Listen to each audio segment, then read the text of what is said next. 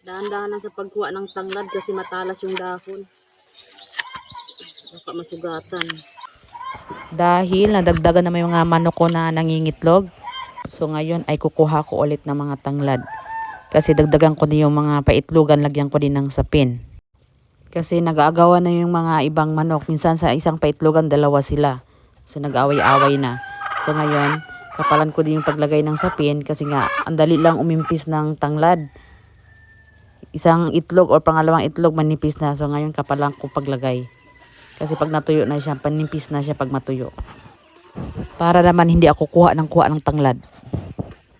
Kaya damihan ko na at saka kapalan.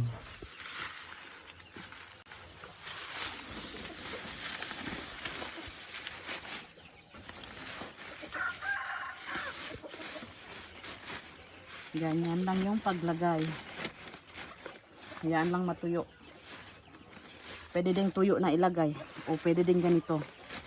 Yung fresh pa. Matutuyo din yan. Ayan, may manok na nangitlog. May nangitlog, shock pa. Kakalabas lang ng itlog.